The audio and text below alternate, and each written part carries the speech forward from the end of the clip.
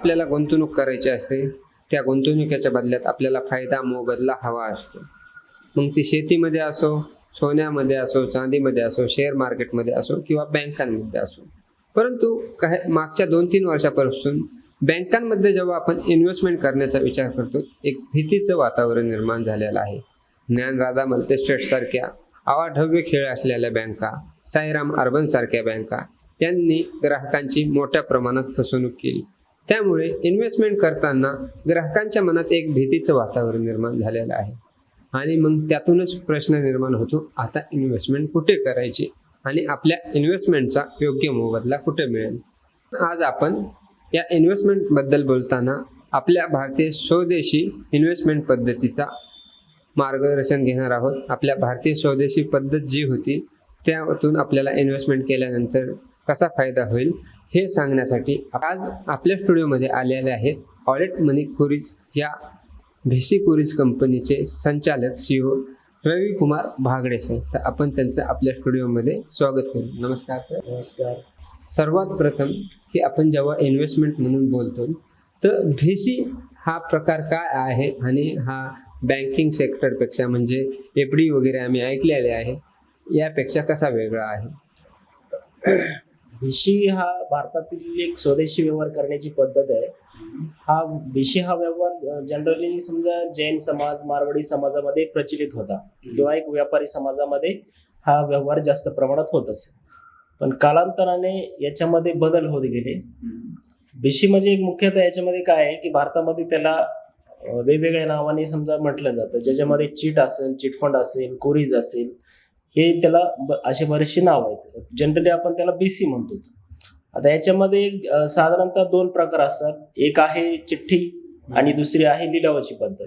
आता चिठ्ठ्याची पद्धत म्हणजे काय की 10 महिला किंवा 20 महिला एकत्र येणार, त्याच्यामध्ये प्रत्येक महिलाला समजा तुम्ही असं समजा की 1000 रुपयाची ते BC चालू करणार, एक 20,000ची. तर प्रत्येक महिला 1000 रुपये प्रत्येक महिन्याला जमा करणार.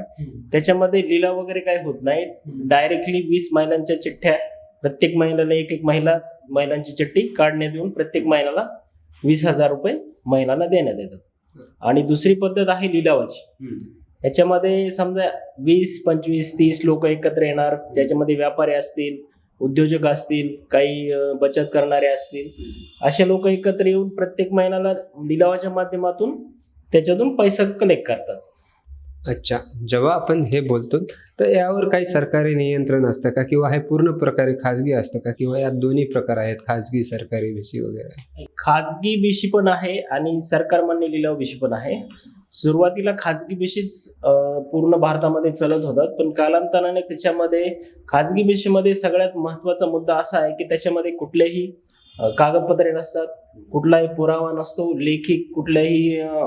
लेखी काहीच नसतं. त्याच्यामध्ये जो काही व्यवहार होतो तो पूर्णतः विश्वासावर होतो. त्याच्यामुळे तिथं फसवणूक व्हायची जास्त शक्यता असते.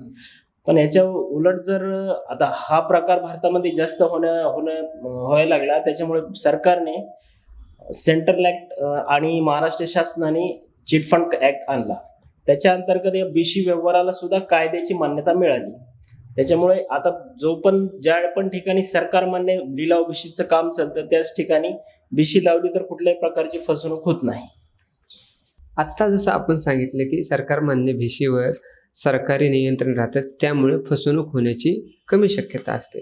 तर या सरकारमान्य लिलाव VCचं स्वरूप कसं असतं? सरकारमान्य लिलाव BCचं स्वरूप साधारणतः मी तुम्हाला उदाहरण देतो. समजा आपण एक 2 लाखाची BC चालू केली 20 महिन्यांसाठी. तर त्याच्यामध्ये 20 मेंबर असणार आहे. 20 मेंबरमध्ये सर्वात पहिला मेंबर जो असणार आहे तो कंपनी स्वतः असणार आहे आणि बाहेरचे 19 मेंबर. त्याच्यामध्ये प्रत्येक महिन्याला आपण प्रत्येक मेंबरकडून 10,000 रुपये घेणार. पहिल्या महिन्यामध्ये जे 2 लाख रुपये जमा होतील 20 मेंबरचे, ते 2 लाख रुपयाची आपल्याला गव्हर्नमेंटकडे सिक्युरिटी डिपॉझिट जमा करावे लागतात. त्याच्याशिवाय आपल्याला BC चालवायची परमिशन भेटत नाही. आता हे सिक्युरिटी डिपॉझिट का जमा करतात की ज्या वेळेस पण समजा खाजगी BC चालक काय करतात, दुसरी किंवा तिसरी BC हे स्वतः घेतात, पण त्याची कुठेही नोंद नसते की तो BCचा व्यवहार तो BC चालक BC चालवतोय किंवा ते 2 लाख रुपये डायरेक्टली त्यालाच असते. वैयक्तिक खर्चासाठी समजा.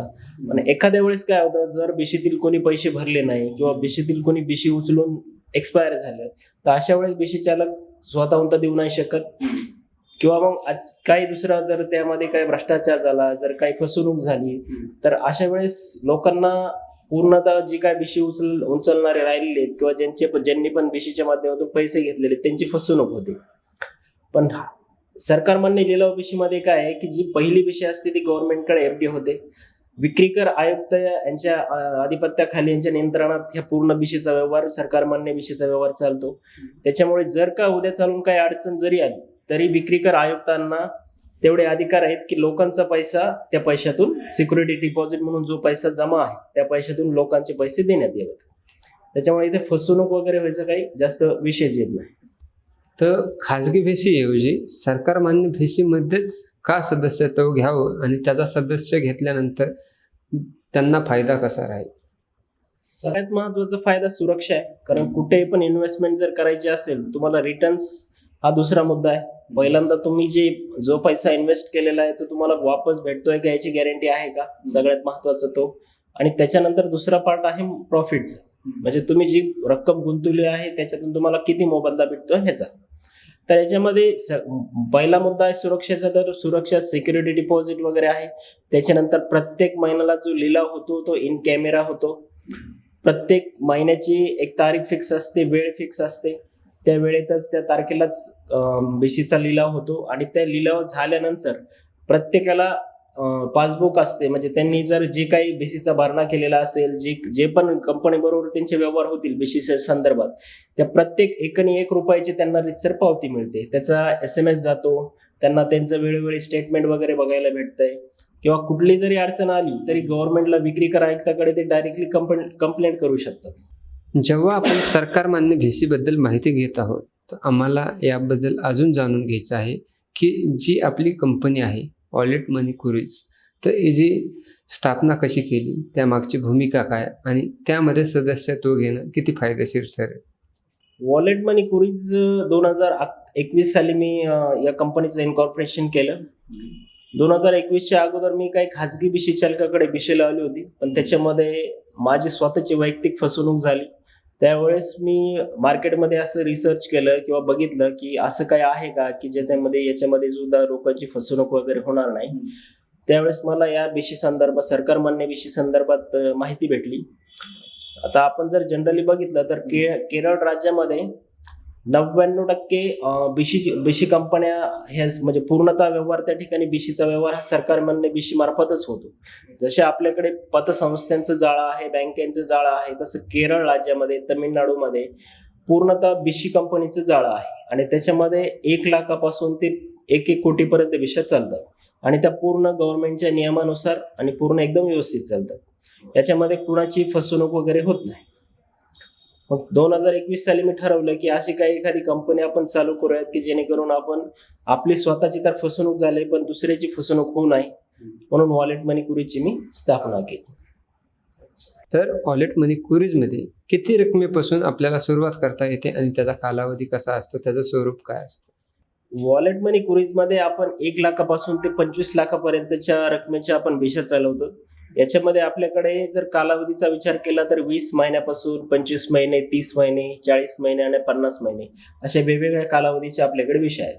यामध्ये तुम्ही प्रत्येक महिन्याला आपल्याकडे ₹5,000 प्रति मासिक भरण्यापासून ते ₹50,000 प्रति भरणा, म्हणजे प्रति मासिक भरणा तुम्ही करू शकता. जेव्हा आपण भेशी लावायचा विचार करतो, सरकार मान्य भेशी म्हणल्यानंतर त्यासाठी काही कागदपत्रांची सुद्धा आवश्यकता लागू शकते आणि ते कागदपत्र काय काय असतील? जेव्हा पण बीसी चालू करायची आहे त्यावेळेस प्रत्येक सभासदाची आम्हाला विक्रीकर आयुक्ताकडे नोंद द्यावी लागते. त्याच्यामुळे प्रत्येकाचे आपण सुरुवातीला KYC डॉक्युमेंट घेतो. त्याच्यामध्ये त्यांचं आधार कार्ड असेल, पॅन कार्ड असेल, इलेक्शन वोटिंग कार्ड असेल आणि पासपोर्ट साईज फोटो असतील. हे डॉक्युमेंट आपण सुरुवातीला त्यांच्याकडनं घेतो, प्रत्येक सदस्याकडून. हे झालं कागदपत्राबद्दल. जर आता खरोखरच एखाद्याला प्रत्यक्ष वॉलेट कुरी मनीजमध्ये सदस्यत्व घ्यायचं असेल तर त्यासाठी काय करावं लागेल? सध्या तरी आपल्या बीड आणि छत्रपती संभाजीनगर अशा 2 शहरामध्ये आपल्या ब्रँच आहेत. तुम्ही डायरेक्टली आमच्या ब्रँचला व्हिजिट करू शकता किंवा 9763887046 या आमच्या हेल्पलाईन नंबरवर कॉल करून तुम्ही पूर्ण माहिती घेऊ शकता किंवा आमचे जे सोशल मीडिया अकाउंट्स आहेत त्याच्यावर तुम्ही फॉलो करा, तुम्हाला त्याच्यावर इंटिमेशन नोटिफिकेशन येऊन जाईल. जेव्हा आपण या सर्व बद्दल बोलत असताना अनेकांना प्रश्न असतो की आपली ही कंपनी आहे, तर कंपनीमध्ये काही करिअरच्या संधी देखील असतात, नोकरीसुद्धा काही आहेत का, काही वॅकन्सी वगैरे आपल्याकडे अवेलेबल आहेत का, की एखाद्या इच्छुक उमेदवाराला तो इन्व्हेस्टमेंट तर करू शकत नाही, मात्र त्याला जॉब शोधायचा आणि तो या पेशाशी या करिअरशी संबंधित असेल तर त्याला आपल्याकडे काही करिअरची किंवा नोकरीची संधी अवेलेबल आहे का? जसं तुम्ही बघितलं बँकेमध्ये DSA असतात. DSA म्हणजे डायरेक्ट सेल्स असोसिएट, जे की बँकेचे इन्व्हेस्टमेंट संबंधी सर्व्हिसेस असतील, लोन संबंधी सर्व्हिसेस असतील ते विकण्याचं काम करतात. सेम त्याच पद्धतीनुसार आपल्याकडे पण डायरेक्ट सेल्स एजंट म्हणजे डायरेक्ट सेल्स असोसिएट आहेत, जे की आपल्या BC संदर्भात जे काही व्यवहार आहेत BCचे संदर्भातील त्या सर्व्हिसेस लोकांना विकून आपण चांगल्या पद्धतीने त्यांना रिटर्न्स देतो. अच्छा, म्हणजे आपल्याकडे डायरेक्ट जॉब जॉब ऑपॉर्च्युनिटी आहे. त्याच्यामध्ये आपण सुशिक्षित बेरोजगार असतील, हाऊसवाईफ असतील, बँकेतील पिगमी प्रतिनिधी असतील, बँक एम्प्लॉय असतील, फायनान्स कंपनीतील एम्प्लॉय असतील, इन्शुरन्स ॲडवायझर म्हणून जे काम करतात यांना आपण जास्त प्रमाणात रेफरन्स देतो. तर हे सर्व बोलत असताना मला सर्वात महत्त्वाचा एक प्रश्न विचारायचा आहे. बँकिंग ज्या पतसंस्था आहेत आणि आपलं जे ऑलेट मनी क्रुज आहे यामध्ये नेमका डिफरन्स काय आहे आणि त्या पतसंस्थांमध्ये FD करण्याऐवजी आपल्या ऑलेट मनी क्रुजमध्ये इन्व्हेस्टमेंट करणं किती फायदेशीर आहे आणि ते कसे? आता याच्यामध्ये सर्वात महत्त्वाचा मुद्दा हा आहे की आता बीडमध्ये तुम्ही जर बघितलं असेल, आता लोक म्हणते ज्ञानराधा बँक, सायराम बँक, पण ऍक्च्युअल मध्ये या बँका नाहीयेत. या आहेत मल्टीस्टेट पतसंस्था. याचं मल्टीस्टेट पतसंस्थेचं जे रजिस्ट्रेशन आहे ते आता समजा या नवीन आता केंद्र सरकारमध्ये सहकार खातं नव्याने आता चालू झालेले, पण याच्या अगोदर केंद्रामध्ये सहकार खातं नव्हतं. त्यावेळेस या मल्टीस्टेटची परवानगी ही केंद्राच्या कृषी खात्याने दिलेली. त्याच्यामुळे या मल्टीस्टेट पतसंस्थांना कुठल्याही प्रकारची निर्बंध नव्हते की FD ला किती व्याज द्यायला पाहिजे, लोकांकडून कर्जाच्या स्वरूपात किती व्याज घ्यायला पाहिजे. त्याच्यामुळे सुरुवातीच्या 2012-13 किंवा 2015 पर्यंत इतक्या प्रमाणात मल्टीस्टेटचं प्रमाण वाढलं की ज्याला बँकिंग मधला बी सुद्धा माहित नव्हता अशा लोकांनी मल्टीस्टेट पतसंस्था स्थापन केल्या आणि अवाढव्य पैसा असा गोरगरिबांचा पैसा त्या ठिकाणी जमा केला. पण हा जमा झालेला पैसा कर्जरूपी कसा वाटायचा किंवा त्याची वसुली कशी करायची, आणि जवळजवळ 99% मल्टीस्टेट पतसंस्थांनी कर्ज वाटपच केलं नाही. यांनी सर्व पतसंस्था स्वतःच्या अजून इतर काही उद्योग व्यवसाय उभे केले, त्याच्यामध्ये तो पैसा इन्व्हेस्ट केला. बँकिंग म्हणून त्यांनी कुठलेही नियम फॉलो केलेले नाहीयेत. तसं प्रत्येक भारतामध्ये प्रत्येक रजिस्ट्रेशनसाठी एक रेग्युलेशन्स बोर्ड आहे, ज्याच्यामध्ये समजा आता बँक असेल तर बँकेला RBI रेग्युलेट करतं, NBFC कंपनी असेल तर त्याला MCA प्लस RBI रेग्युलेट करतं. सेम त्याच पद्धतीने मल्टीस्टेट पतसंस्थांना फक्त केंद्रीय सहकार खातं रेग्युलेट करतं. कारण आता बघा ज्ञानराधाचं किंवा सायरामचं प्रकरण आज 1-2 वर्ष झाली, पण यांच्यावर गुन्हे दाखल व्हायला दीड वर्ष गेले. का गेले? कारण लोकांना जिथं कंप्लेंट करायला पाहिजे त्या ठिकाणी प्रॉपर कंप्लेंट झालीच नाही. कारण महाराष्ट्र शासनाचा डायरेक्टली संबंध मल्टीस्टेट पतसंस्था बरोबर येत नाही. त्याच्यामुळे यांच्यावर कुणाचे निर्बंध नसल्यामुळे यांनी जसा पाहिजे तर अनागोंदी कारभार त्या ठिकाणी केला. तसंच BCला सुद्धा MCAचं रेग्युलेशन आहे. म्हणजे MCA आणि महाराष्ट्र शासनाच्या अंतर्गत विक्री कर आयुक्त अशा दोन्ही पण सेंट्रल गव्हर्नमेंट आणि स्टेट गव्हर्नमेंट अशा दोन्हीचं पण निर्बंध BC चालवणाऱ्या कंपन्यांवर आहेत. त्याच्यामुळे या ठिकाणी फसवणूक वगैरे होत नाही. आणि सर्वात महत्त्वाचा प्रश्न असा निर्माण होतो की बँका ह्या त्यांचे जे सदस्य आहेत, ठेवीदार आहेत, यांना सोडून इतरांनाही कर्ज देत असतं. त्यामुळे ते कर्ज वसूल होईल का नाही हा कुठेतरी बाबा शंका निर्माण होते. परंतु तुम्ही जे तुमचे BC सदस्य आहेत त्यांनाच तुम्ही तुमची ते BC मधून निर्माण झालेली जी रक्कम आहे ती देतात. तर याबद्दल म्हणजे कुठंतरी विश्वासार्हता निर्माण होण्याची संधी आहे. बँकांमध्ये जनरली काय आहे की कुठल्याही बँकेमध्ये जर तुम्हाला इन्व्हेस्टमेंट करायची असेल तर त्या बँकेचा रेट ऑफ इंटरेस्ट बघू नका. त्या बँकेचे कर्ज वाटप करायचे कागदपत्र काय ते बघा. कारण ज्या बँकेचं कर्ज वाटप स्ट्रिक्ट आहे, व्यवस्थित आहे, जे काही पूर्ण डॉक्युमेंटेशन चेक करून त्याची प्रॉपरली सर्व माहिती घेऊन कर्ज वाटप करतात त्याच ठिकाणी एफडी करा. हा, एखाद्या ठिकाणी रेट ऑफ इंटरेस्ट कमी असेल तरी हरकत नाही, पण त्यांचं कर्ज वाटप कोणत्या पद्धतीने आहे, ते कुणाला कर्ज वाटप करतायत, ते कोणतं मॉर्गेज घेतायत, त्यानुसार तुम्ही कुठे इन्व्हेस्टमेंट करा. आता बीसी मध्ये ह्या गोष्टी जास्त फसवणूक का होत नाहीत, कारण आपण 20 मेंबरची जर विषय असेल, प्रत्येक महिन्याला आपण एका मेंबरला पैसे देत चालतो. आपण काय डायरेक्टली वन टाइम कुणाकडून इन्व्हेस्टमेंट वगैरे घेत नाहीयेत, किंवा डायरेक्ट आपण कुणाला म्हणत नाही की तुम्ही आमच्याकडे अकाउंट ओपन करा, आम्ही तुम्हाला एवढं कर्ज देऊ. आपण एक 20 लोकांचा ग्रुप करतोय किंवा 30 लोकांचा ग्रुप करतोय आणि त्याच्यामध्ये प्रत्येक महिन्याला एका मेंबरला आपण फंड देत चालतोय. त्याच्यामुळे आपलं याच्यामध्ये असं जास्त इन्व्हेस्टमेंट कोणाची गुंतवून राहते वगैरे असा काय भाग होत नाही. आता सर्वात महत्त्वाचा हा भाग आहे, गुंतवणुकीदारांना गुंतवणुकीच्या बदल्यात मोबदला पाहिजे असतो. तर जो एफडी बँकांमध्ये असतात, संस्थांमध्ये, तो रेट जास्त मिळतो मोबदला, की आपल्या VC मधून तो मोबदला जास्त मिळतो? बीसी मध्ये जे 20 मेंबर आहेत त्याच्यामध्ये एक साधारणतः असं तुम्ही गणित पकडून चला की जे सुरुवातीचे 10 ते 12 मेंबर आहेत हे इनडायरेक्टली कर्जदार होतात, आणि जे शेवटचे 8-9 मेंबर आहेत हे इन्व्हेस्टर होतात. आता जर आपण पॅरलल याच्यामध्ये विचार केला तर बँकेमध्ये तुम्हाला जर एखादी फाईल मंजूर करायची असेल कर्जाची, तर कमीत कमी बँकेमध्ये अगोदर वर्ष 6 महिने तुम्हाला त्या बँकेमध्ये अकाउंट ओपन करावं लागतं, त्या ठिकाणी व्यवहार करावे लागतात. त्याच्यानंतर पण बँक ठरवते की तुम्हाला कर्ज द्यायचं का नाही द्यायचं. जर त्यांनी ठरवलं ठीक आहे आपण यांना कर्ज देऊ, तिथून पुढे तुम्हाला पूर्ण डॉक्युमेंटेशन्स पूर्ण हे करावं लागतात, आणि जी काय तुमची कर्ज फाईल मंजूर होईल त्याच्या पाठीमागे तुम्हाला प्रोसेसिंग फी असते, काही हिडन चार्जेस असतात. तसं आपल्याकडे काही नाही. आपण डायरेक्ट तुम्ही स्वतः ठरवता मध्ये की तुम्हाला याच्यामध्ये बीसी मध्ये तुम्ही इन्व्हेस्टर होणार आहात का कर्जदार होणार आहात. कारण जर तुम्ही ठीक आहे तुम्ही सुरुवातीला तुम्हाला पैशाची अडचण आहे म्हणून तुम्ही बीसी मध्ये भाग घेतला, पण जर तुम्हाला गरजच पडली नाही तर तुम्ही डायरेक्टली इन्व्हेस्टर म्हणून आहात, कारण तुम्हाला गरज नाहीये त्याच्यामुळे तुमची इन्व्हेस्टमेंट चालूच आहे. पण बऱ्याच जणांचं असं असतं की आता त्यांना गरज नाही पण अचानक गरज पडते पैशाची, म्हणजे ते इन्व्हेस्टर म्हणून बीसी मध्ये सहभाग घेतात, पण अचानक जर काही अडचण आली तर इकडे बँकेसारखं नाही की तुम्हाला कर्ज मंजूर होईल का नाही होणार. तुम्ही ठरवायचे. तुम्हाला बीसी उचलायची असेल तर आम्ही तुम्हाला रोखू नाही शकत, कारण तो तुमचा अधिकार आहे. लिलावात भाग घेऊन तुम्ही कधी पण बीसी उचलू शकतात. आणि याच्यामध्ये आपल्याकडे जे काही समजा कर्जदार म्हणून बीसी मध्ये सहभागी होतात, एक साधारण त्यांना 16% पर्यंत, म्हणजे एक साधारणतः 1.33%, 17 ते 18% पर ॲनमनी त्यांना लोनचं जे काय आहे बीसीचा पैसा त्यांना वापरण्यात येतो.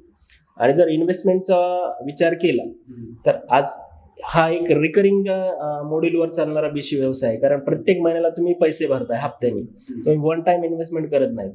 त्याच्यामुळे जर आरडीचं आजचं बँकिंग मल्टीस्टेटचं किंवा पतसंस्थेचं जर आजचं व्याज काढलं एक 10%, 11%, 12-13%, पण आपल्याकडे रिकरिंग याच्यामध्ये जे इन्व्हेस्टर आहेत त्यांना साधारणतः 16, 17, 18% पर्यंत याच्यामध्ये रिकरिंग म्हणजे इन्व्हेस्टमेंटवर व्याज मिळते.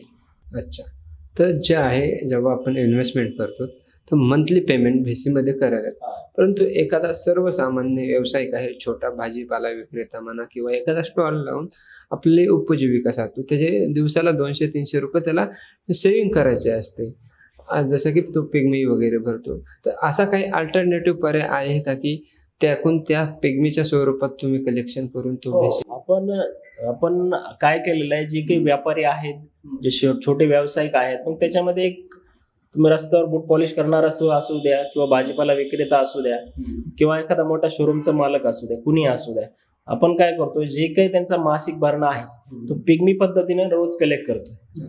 आपल्याकडे अशी सुविधा आहे की आमचे जे कलेक्शन एक्झिक्युटिव्ह आहेत ते प्रत्येक दिवसाला त्यांच्या शॉपमध्ये जाणार, आणि समजा एक 10,000 रुपये जर त्याला महिन्याला भरणा येत असेल तर त्यांनी 300-400 रुपये रोज जरी प्रत्येक दिवशी भरला, त्याला वन टाइम 10,000 द्यायला अडचण येईल, पण रोज त्याला 300-400 द्यायला काहीच अडचण येणार नाही. त्याच्यामुळे हा पर्याय आपण दिलेला आहे. रोज ते पिग्मी प्रमाणे बीसीचं पेमेंट देऊ शकतात. अच्छा, या सर्व गोष्टीवरून, या सर्व चर्चेवरून असं लक्षात येतं की आज जर आपल्याला शाश्वतपणे इन्व्हेस्टमेंट करायची असेल, विश्वासाने इन्व्हेस्टमेंट करायची असेल, तर सरकारमान्य भिशी कधीही फायदेशीर ठरू शकते. याबद्दल आपलं काय? सरकारमान्य बिशी ही तर फायदेशीर आहेच, कारण याच्यामध्ये फ्लेक्झिबिलिटी आहे सर्वात महत्वाचं. तुम्ही सुरुवातीला इन्व्हेस्टमेंट म्हणून करा किंवा तुम्हाला लोन पाहिजे म्हणून जरी केलं, एक आता तुम्ही साधारणतः बघा, समजा एखाद्याला एक मुलीचं लग्न अजून एक 5 वर्षानंतर मुलीचं लग्न करायचं, तिला 5 वर्षानंतर किंवा आज कुठलीच बँक लग्नासाठी आज कोणती बँक कर्ज देते का? नाही देते. तुम्हाला नवीन व्यवसाय करण्यासाठी कुठलीच बँक कर्ज देणार. आज जरी सरकार म्हणतंय कोलॅटरल फ्री लोन, कुठं नवीन व्यावसायिकांसाठी लोन, पण ऍक्च्युअल मध्ये ते लोन सँक्शन होत नाही. मग अशा वेळेस तुम्हाला माहिती आहे आपल्याला मुलीचं लग्न करायचंय, आपल्या मुलाला काहीतरी नवीन उद्योग व्यवसाय चालू करून द्यायचा आहे, किंवा अजून 5 वर्षांनी आपला मुलगा 12वी नंतर त्याला MBBS इंजिनिअरिंग किंवा अजून उच्च शिक्षण काहीतरी करायचंय, तर त्यावेळेस तुम्हाला पैसे अचानक लागणारच आहेत. मग तुम्ही आजपासून प्लॅन करा. आजपासून 1-2 वर्ष, 3 वर्ष, 5 वर्ष, 4 वर्षापर्यंतच्या बेशीमध्ये तुम्ही इन्व्हेस्ट करा.